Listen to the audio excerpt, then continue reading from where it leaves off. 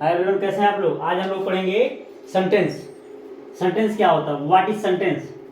Sentence means होता है वाक्य। व्हाट इज सेंटेंस यानी वाक्य क्या होता है। तो हमने डेफिनेशन लिख रखा है पहले से ही, ऑलरेडी देखिए आप। A sentence is a group of words. वाक्य शब्दों का समूह होता है। क्या होता है, शब्दों का समूह होता है। वाक्य क्या होता है, शब्दों का समूह होता है। कुछ शब्दों को हम जब प्रॉपर ऑर्डर में रखते हैं, देखिए लिखा हुआ है, when words are put in proper order they form a sentence. जब शब्दों को सही क्रम में रखा जाता है, उपयुक्त क्रम में रखा जाता है, तो एक वाक्य का निर्माण करते हैं। क्या करते हैं, एक वाक्य का निर्माण करते हैं। अब देखिए इनके टाइप्स देख लीजिए, टाइप्स ऑफ सेंटेंसेस। कितने वेद होते हैं इनके, 1 2 3 4 5। कौन कौन से, assertive, interrogative, imperative, exclamatory, objective. देख लिए ना। इसको बार बार पढ़ने की जरूरत नहीं है, बस एक बार ध्यान से देख लेंगे। एक दिन में 24 घंटे होते हैं ना, आप 8 घंटे एंजॉय करिए, 8 घंटे पढ़िए, ठीक है। 8 घंटे सोइए, हो गया ना 24 घंटा। पढ़िए, 8 मिनट पढ़ते होंगे तो कहाँ से आएगा। देखिए ध्यान से देखेंगे तो आ जाएगा। असर्टिव सेंटेंस क्या है, सेंटेंस मैंने लिखा नहीं, बोल रहा हूँ, ध्यान सुन लीजिएगा। Assertive sentence, interrogative sentence, imperative sentence, exclamatory sentence, objective sentence. अब देखिए असर्टिव के दो पार्ट होते हैं, पॉजिटिव और निगेटिव। पॉजिटिव क्या होता है, निगेटिव क्या होता है। देखिए असर्टिव क्या होता है, सकारात्मक वाक्य। ऐसे वाक्य जिसमें किसी कार्य का करना या होना पाया जाता हो, उसे क्या बोलते हैं, पॉजिटिव। क्या बोलते हैं, पॉजिटिव। जैसे देखिए पॉजिटिव निगेटिव क्या डिफरेंस है। राम विद्यालय जाता है, राम विद्यालय जाता है। देखिए राम विद्यालय जाता है,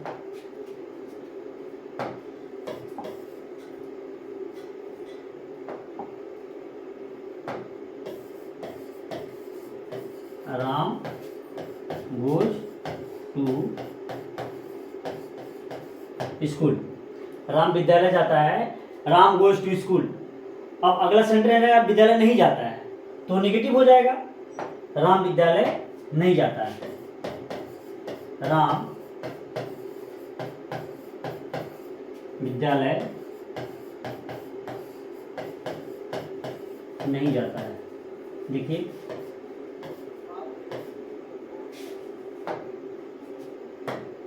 हो जाएगा, Ram does not go to school. हमेशा याद रहे कि हम पॉजिटिव सेंटेंस में सब्जेक्ट के अनुसार, यानी सब्जेक्ट मीन्स कर्ता, सब्जेक्ट और नंबर के अकॉर्डिंग क्रिया में यस यस की और अगर आवश्यकता होती है तब यस या यस ऐड करते हैं, अदरवाइज हम यस या यस ऐड नहीं करते हैं। किसके साथ करते हैं, थर्ड पर्सन सिंगुलर नंबर के साथ हम वर्ब में यस या यस लगाते हैं। क्यों लगाते हैं, क्रियाएं किसमें होती है, हमेशा प्लूरल नंबर में होती है। उनको सिंगुलर बनाने के लिए हम यस या यस ऐड कर देते हैं, जोड़ देते हैं, रख देते हैं, लिख देते हैं। यहाँ देखिए राम विद्यालय नहीं जाता है, तो बस पॉजिटिव सेंटेंस में यस या यस का इस्तेमाल करते हैं। जैसे ही हम डू और डज का इस्तेमाल करते हैं, क्रिया में यस या यस लगना बंद हो जाता है। देखिए राम डज नॉट, यहाँ गोज था, यहाँ गो हो गया, गो टू स्कूल। ये रहा सकारात्मक वाक्य। अब मैंने कहा कि जिस वाक्य में किसी कार्य का करना या होना पाया जाता है उसे पॉजिटिव सेंटेंस कहते हैं। अब हम किसी कार्य को कर रहे हैं तो करना हो गया, और कार्य अपने आप हो रहा है तो होना हो गया। जैसे सूर्य उगाया नहीं जाता है, उगता है, निकलता है। पृथ्वी घुमाई नहीं जा रही है, पृथ्वी घूमती है तो होना पाया जा रहा है। बारिश करवाया नहीं जाता है, बारिश हो जाती है ना। तो बारिश होती है तो क्या होता है, इट रेन्स। क्या होती है, बारिश होती है, मान लीजिए वर्षा होती है, वर्षा होती है तो करवाने ना हम लोग, होती है तो क्या हो जाएगा, इट रेन्स। क्या हो जाएगा, इट रेन्स, इट रेन्स। देखिए इट रेन्स, वर्षा होती है, वर्षा नहीं होती है, निगेटिव हो जाएगा। वर्षा नहीं होती है। देखिए इट डज नॉट रेन, क्या होगा, it does not rain, it does not rain. देखिए इधर सकारात्मक वाक्य हो गया पॉजिटिव सेंटेंस, और इधर हो गया नेगेटिव सेंटेंस। अब हम पढ़ेंगे इंट्रोगेटिव। इंट्रोगेटिव में क्या होता है, कोई आपसे प्रश्न करेगा या आप ही किसी से पूछ लेंगे प्रश्न, तो क्या हो जाएगा वो इंट्रोगेटिव। जैसे आपसे कोई प्रश्न पूछ रहा, what is your name, what क्या है, व्हाट इज योर नेम, प्रश्न हो गया ना। वेयर डू यू लिव, प्रश्न हो गया। ठीक, आप ही किसी से पूछ रहे हैं तो प्रश्न हो गया। प्रश्न हम WH फैमिली से भी कर सकते हैं, हेल्पिंग वर्ब से भी कर सकते हैं, चाहे जिससे कर सकते हैं, हेल्पिंग वर्ब हो चाहे मॉडल ऑक्सिलरी वर्ब हो। हेल्पिंग वर्ब का मतलब टेंस से रिलेटेड जितनी भी सहायक क्रियाएं हैं, जैसे प्रेजेंट इंडेफिनिट टेंस में डू डज, कंटिन्यूअस में इज एम आर, यानी टेंस से रिलेटेड जितने भी वर्ब्स हैं जिनका सपोर्ट में काम किया जाता है। ये नहीं कि टेंस के अकॉर्डिंग काम किया जाता है, वो भी टेंस के अकॉर्डिंग लगती हैं, लेकिन उनका एक ही फॉर्म है। जैसे डू डज, डू का कहेंगे आप डिड हो गया। ठीक है, अब हम पढ़ेंगे इंट्रोगेटिव। जैसे व्हाट इज योर नेम, मैंने बोला व्हाट इज योर नेम, या where do you live, what is your name, आपका क्या नाम है, आपका क्या नाम है, ये हो गया।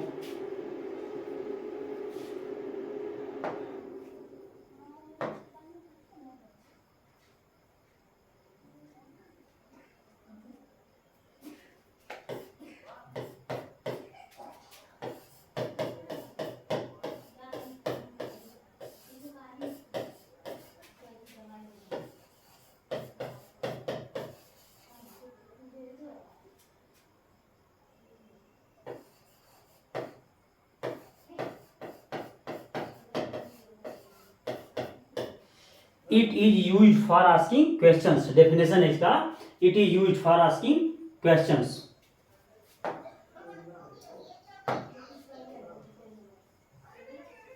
देखिए बस अब आप इसको भी निगेटिव बना सकते हैं। मान लीजिए वेयर डू यू गो, आप कहाँ जाते हो, वेयर डू यू लिव, आप कहाँ रहते हो, आप कहाँ रहते हैं, क्या हो जाएगा, where do you live, where do you live, आप कहाँ रहते हैं।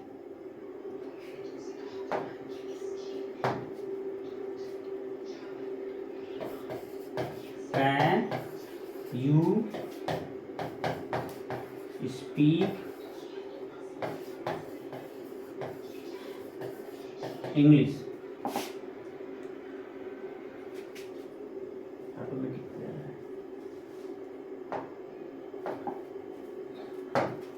क्या आप अंग्रेजी बोल सकते हैं, can you read English, can you write English, जो कुछ भी हो, कैन यू डांस etc।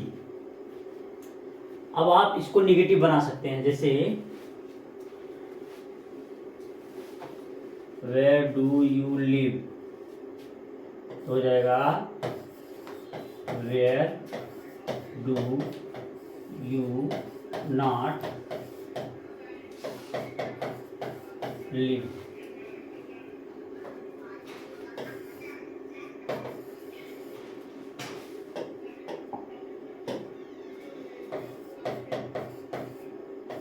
देखिए where do you not live, तुम कहाँ नहीं रहते हो।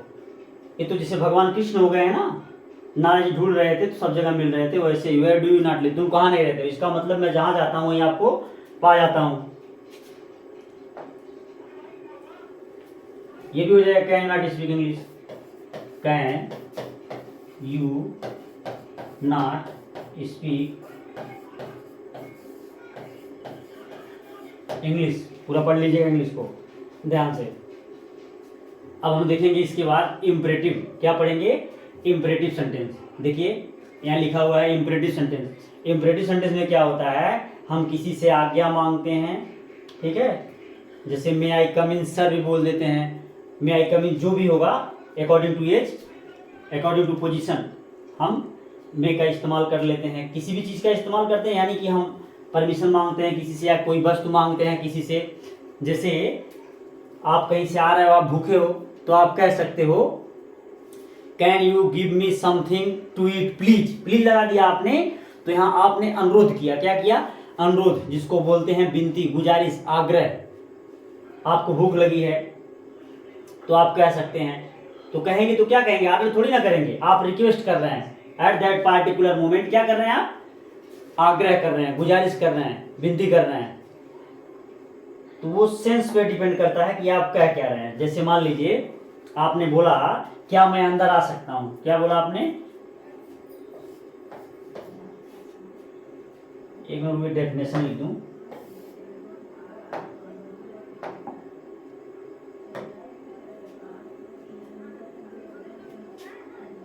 Imperative sentence,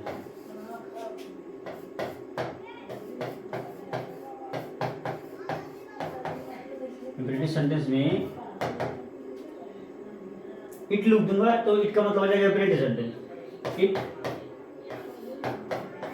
is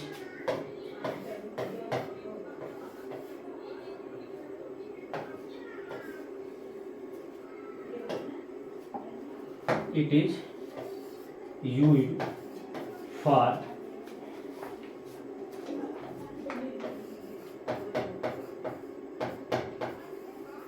giving or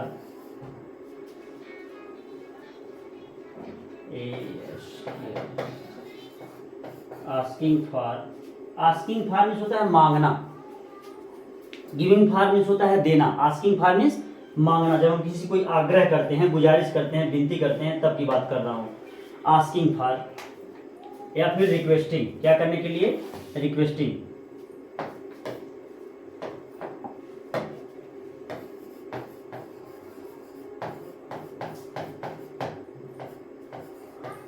requesting के लिए हम इसका इस्तेमाल करते हैं। बस इतना बोल दीजिए, रिक्वेस्टिंग के लिए यूज किया जाता है। फॉर क्या? It is use for giving, asking for या रिक्वेस्टिंग, ठीक है ना। एडवाइस, सलाह लेने के लिए भी, जैसे क्या मैं ये कर सकता हूँ, परमिशन मांग रहे हैं ना आप, या फिर दे दिया जाता है किसी को, तो यहीं तक रहने दीजिए सीमित। अब आप समझ लीजिए कि हम आग्रह कर रहे हो या किसी को आदेश दे रहे हो, जैसे शट द डोर। मान लीजिए मैं बोला था मे आई कम इन, क्या बोले थे? क्या मैं अंदर आ सकता हूँ? क्या मैं अंदर आ सकता हूँ? क्या मैं अंदर आ सकता हूँ?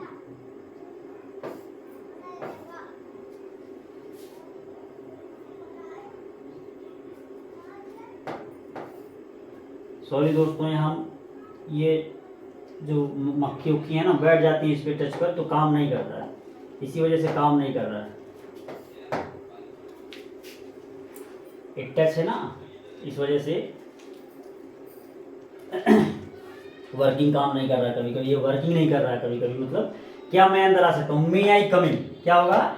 मे आई कम इन। एक ही नहीं रहता ना, बच्चे बोलते हैं मे आई कम इन सर, तो एक ही नहीं रहता। मे आई कम इन, जो कुछ बोलना था सर मैम, वो तो आप ऐड कर सकते हो बाद में। क्या मैं अंदर आ सकता हूँ, आ सकती हूँ, इसका सब सेंस है। और कोई जरूरी में ही लगेगा। आप ऑर्डर भी देते हैं ना, क्या बोलते हैं टीचर? शट द विंडो, क्या बोलते हैं? शट द विंडो, खिड़की बंद करो, दरवाजा बंद करो।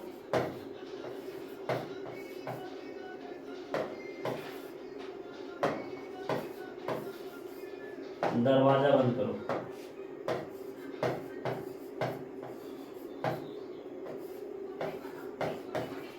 बंद करो, देखिए दरवाजा बंद करो, क्या हो जाएगा? शट द डोर, क्या हो जाएगा? Shut the door.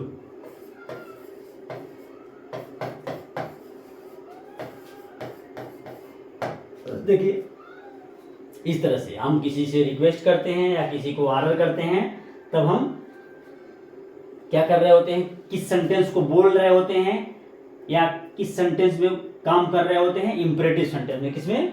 Imperative sentence में। इंपरेटिव सेंटेंस का मतलब होता है आज्ञा सूचक वाक्य। क्या होता है? आज्ञा सूचक वाक्य। आज्ञा सूचक वाक्य में अब सभी सेंटेंस तो बनाएंगे नहीं, फिलहाल आप देख लीजिएगा, फिर कमेंट बॉक्स में बताइएगा तो आपको सपोर्ट मिलेगी। एक्सक्लेमेटरी देखिए, एक्सक्लेमेटरी आ गया, क्या आ गया? एक्सक्लेमेटरी। एक्सक्लेमेटरी में क्या होता है देखिए, एक्सक्लेमेटरी सेंटेंस का पहले मैं डेफिनेशन लिख दूं।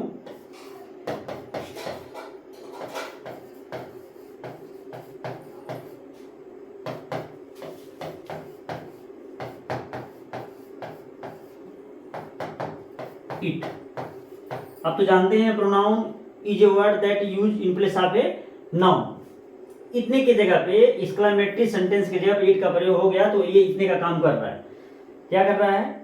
It is used for showing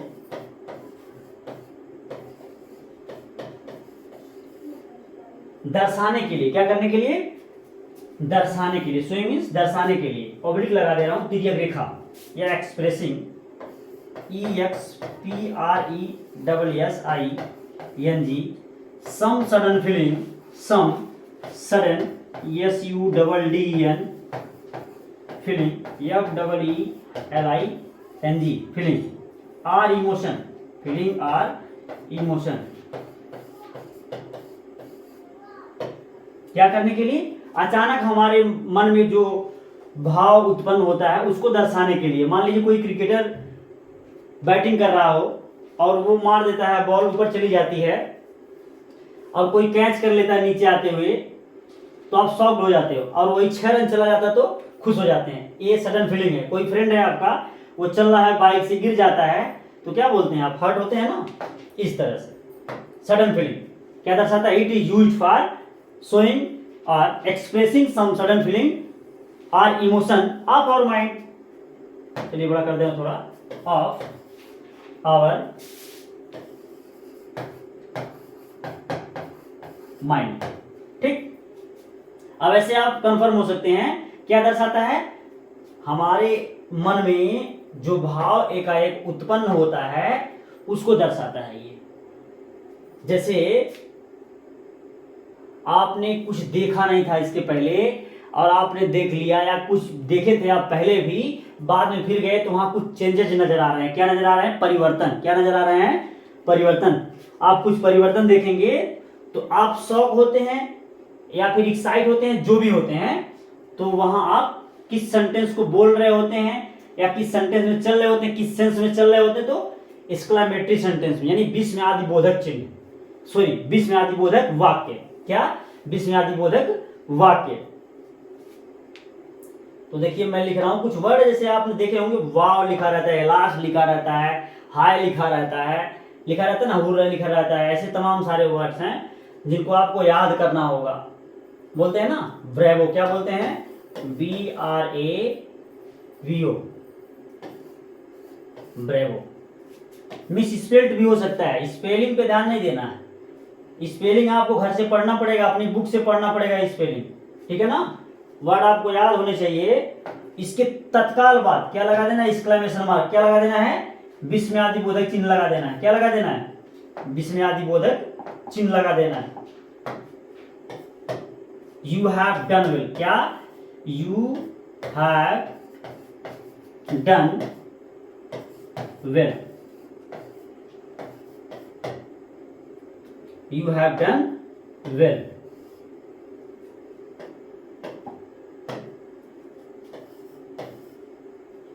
देखिए शाबाश, क्या होता है? शाबाश, तुमने अच्छा किया। क्या किया? अच्छा किया।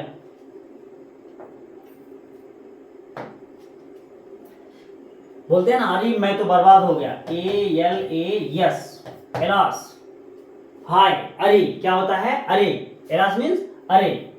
I have ruined, RUINED, alas, I have ruined, अरे मैं तो बर्बाद हो गया। इस तरह से इस्तेमाल किया जाता है। देखिए सेंटेंस में। अब इसके बाद क्या है? ऑप्टेटिव। क्या है? ऑप्टेटिव। ऑप्टेटिव जो सेंटेंस है वो हम अगले वीडियो में पढ़ेंगे। अब इस वीडियो को यहीं विराम देते हैं। अगर आपकी कोई रिक्वायरमेंट होगी, कुछ रिक्वायरमेंट होगी सेंटेंस से रिलेटेड, तो आप बताइएगा, उसमें फिर से करेक्शन करूंगा अगर कहीं कुछ मिसिंग होगी तो। और वीडियो देखने के लिए बहुत बहुत धन्यवाद। अगले वीडियो में फिर मिलते हैं। अगर अच्छा लगेगा तो अपने दोस्तों को शेयर करिएगा, लाइक करिएगा। Have a nice day.